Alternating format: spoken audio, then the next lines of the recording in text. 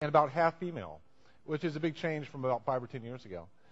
But I think that's something that's going to change with time, basically. The other issue is it's kind of a chicken and egg thing. Games really aren't very relevant to our everyday lives or about reality.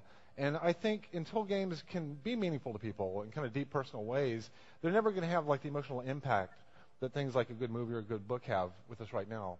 So these are things that I'm kind of trying to address inside this kind of art form. And I'm going to give you just a little glimpse into the game I'm working on now that John talked about, Spore. There are a few things I really kind of wanted to do here. Number one was to give people a really big view of the world that they kind of come from. You know, take 5 steps back all the way to where you can see the complete history of life and possibly the future of life. You know, because to me, life in the universe is just an amazing property. You know, the universe is interesting and complex. Stars are interesting.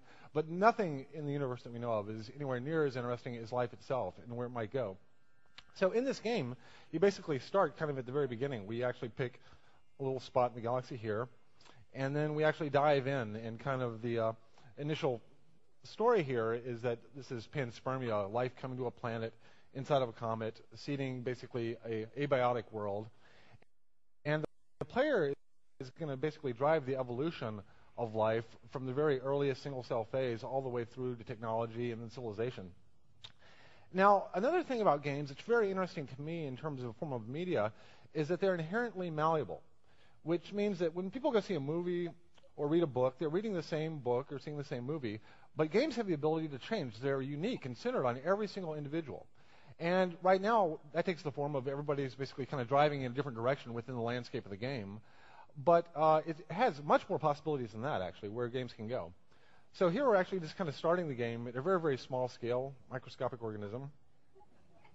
This is my little guy, and basically I have to kind of swim around and eat. As I eat, my little guy grows.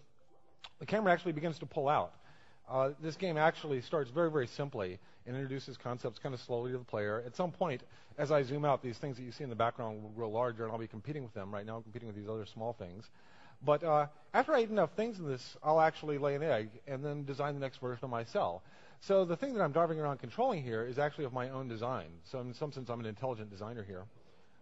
So here we see the camera pulling back a bit here.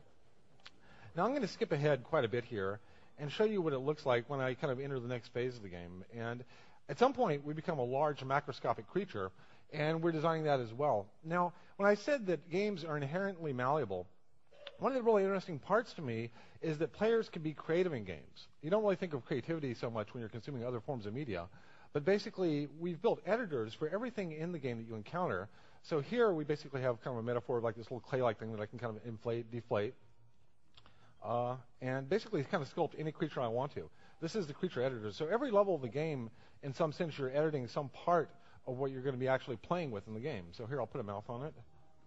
And there's a little currency that goes along with this. These parts have like little morph handles.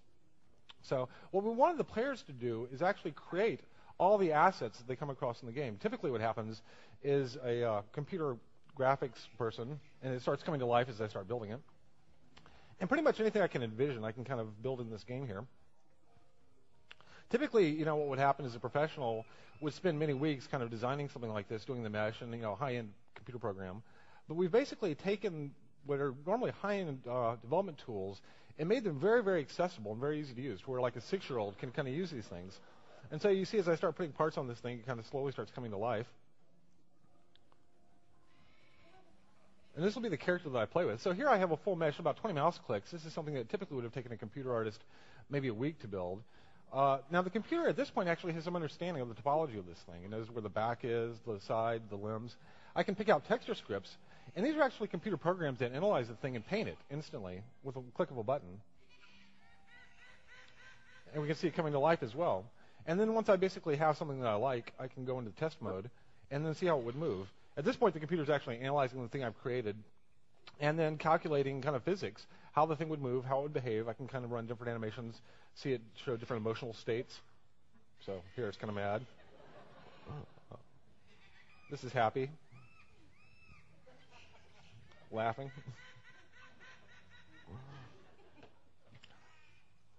Or dance. But now, what's kind of interesting about this is that we found that when somebody's able to create their own thing in the computer, the emotional